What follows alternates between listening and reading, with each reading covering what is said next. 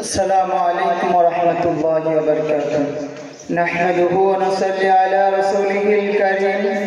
أما بعد فأعوذ بالله من الشيطان الرجيم. بسم الله الرحمن الرحيم. قل هل يستوي الذين يعلمون والذين لا يعلمون. صدق الله العظيم. আজকে মহতী অনুষ্ঠানের সুনামধন্য মহামান্য সম্মানীয় বিচারক মণ্ডলী, আজকে আমার বক্তৃতার বিষয়বস্তু হলো মাদ্রাসার ইতিহাস অবদান। প্রিয় ছাত্র ভাইরা, সমাজ গঠন ও সমাজের ধর্মীয় চাহিদা পূরণে মাদ্রাসাগুলো দিনের আলোর ন্যায় সুস্পষ্ট।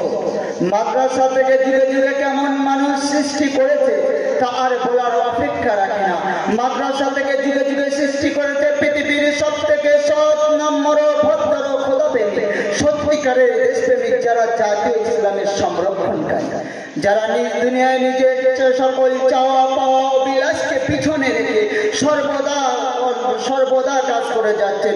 শুধু মুসলমান জাতির নয়, বরং সমগ্র মানব জাতি, এমনকি পশু পাখি অন্যান্য জীবজন্তুর কল্যাণে কাজ করে যাচ্ছেন। কারণ একমাত্র ইসলামিক জীবন মানুষ সকল সবকিছু কল্যাণের গ্যারান্টি রয়েছে।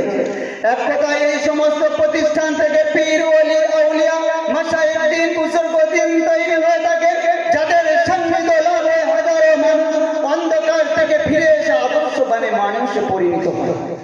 তাদের এই মেহনতের বদৌলতে আজ ভারত, পাকিস্তান, বাংলাদেশ, আফগানিস্তান, ফিলিস্তিন, প্রতিটি দেশে লক্ষ লক্ষ আল্লাহ প্রেমিক, ইলাহি প্রেমিক, আল্লাহ আল্লাহ শব্দ মনোরঞ্জনে আকাশ বাতাসকে মুখরিত করে তুলে রেখেছেন।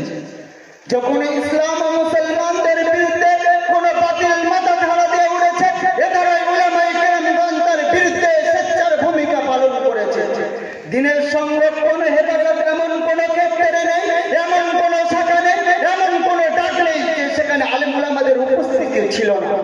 ইসলাম ও মুসলমানদের উপরে যেখানে আক্রমণ হয়েছে, সেখানে তারা বাঘের ন্যায় বজ্র কবির হুঙ্কার দিয়ে তাদের পাশে দাঁড়িয়েছে এবং ইসলামের দুশমনের সমস্ত ষড়যন্ত্র জালকে ছিন্ন ভিন্ন করে দিয়েছে এবং হককে হক, বাতিলকে বাতিল হিসেবে চিহ্নিত করে দিয়েছেন পরিষ্কারভাবে।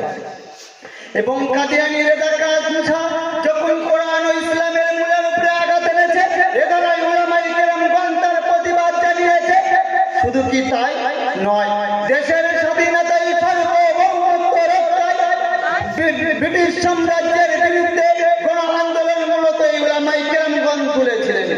দেশের স্বাধীনতায় তাদের অবদান কোনো অংশে কম নয়। মোট কথা, মুক্তিকামী মানুষের এমন কোনো প্রয়োজন নেই, এমন কোনো ক্ষেত্রে নেই, এমন কোনো ডাক নেই, এমন কোনো শাখা নেই যেখানে আলেম উলামাদের উপস্থিতি ছিল না। প্রিয় উপস্থিতি, আজকে এই বিশ্বব্যাপী ইহুদি খ্রিস্টান সাম্রাজ্যবাদের শক্তি ইসলাম ও মুসলমানদেরকে ধ্বংস করতে তারা একজোট হয়েছে। তাই আজ একের পর এক মুসলিম রাষ্ট্র তাদের ঈশ্বর ধাওয়ার শিকার হচ্ছে। কারণ সাম্রাজ্যবাদীরা ভালো করেই জানে, যতদিন এই মাদ্রাসাগুলো, আলেম উলামাগুলো এদেশে টিকে থাকবেন, ততদিন এদেশে তাদের সেবার কোথাও কাটতে পারবে না, সফল হবে না তাদের কোনো ষড়যন্ত্র, ইসলামের মূল বোধকে ধ্বংস করতে পারবে না কিছুতেই। কারণ তারা ভালো করেই জানে এইসব আল্লাহওয়ালা তাদের রুহানি শক্তি বলে যে কোনো ষড়যন্ত্রের পূর্বে তারা গন্ধে পেয়ে যান। আজ দেশের ধর্মপ্রাণ জনগণ তাদের সামনে থাকার কারণে তারা বাতিলের যে কোনো ষড়যন্ত্রের বিরুদ্ধে তারা রুখে দাঁড়ায়। তাই তারা আজকে আলেম উলামা ও মাদ্রাসাগুলোকে দেশের জনগণ থেকে বিচ্ছিন্ন করে দেওয়ার চেষ্টা করছে। তাই তারা মৌলবাদী ও ফতোয়াবাদ ইত্যাদির মাধ্যমে আলেম উলামাদেরকে হক করার চেষ্টা করছে, কিন্তু তারা বলতে গেলে তারা ব্যর্থ হয়েছে। তাই তারা আজকে নতুন ষড়যন্ত্র জালকে তারা গোটা দুনিয়াকে পিছিয়ে দিয়েছে। তাই তারা নিজের অর্থ দ্বারা, অস্ত্র দ্বারা, পাহাড়িয়া সন্ত্রাসীর মাধ্যমে কুকর্ম ঘটিয়ে তার জোর করে মাদ্রাসার ঘাড়ে চাপিয়ে দেওয়ার চেষ্টা করছে। তাই আজকে আমরা এই বলগাটা মাদ্রাসার স্টেজ থেকে তাদেরকে পরিষ্কার ভাষায় জানিয়ে দিতে চাই, মাদ্রাসাগুলো বিটিসি, এমপি অফিসের মতো এনজিও কোনো স্বীকৃত দুর্গ প্রতিষ্ঠান নয়। এগুলো জনগণের জন্য সাধারণ স্থানীয় পরিষদ মুসল্লিদের তত্ত্বাবধানে পরিচালিত হয়। এটা শিল্প কার্যক্রম, এখানে অস্ত্র ট্রেনিং দেওয়া হয় না। অস্ত্র ট্রেনিং দেওয়া হতো ছাত্র সংগঠনগুলো, অস্ত্র ট্রেনিং দেওয়া হতো বিশ্ববিদ্যালয়ের মতো প্রতিদ্বন্দ্বী ছাত্র সংগঠনগুলো, অস্ত্র প্রতিযোগী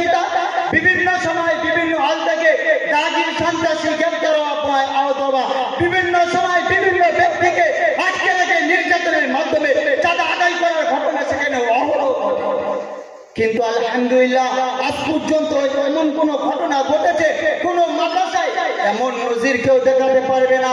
তাই আমি সকল মুসলমান ভাইদেরকে সচেতন থাকার আহ্বান করছি, এই মিথ্যা দালালের পরিচিত না হয়ে বাস্তব অনুবাদন করে নিজেদের ঈমান ও আমলকে হেফাজত করুন। আল্লাহ তাআলা আমাদের সকলকে সুমতি দান করুন। ওয়া আখির দাওয়ানা আলহামদুলিল্লাহি রাব্বিল আলামিন।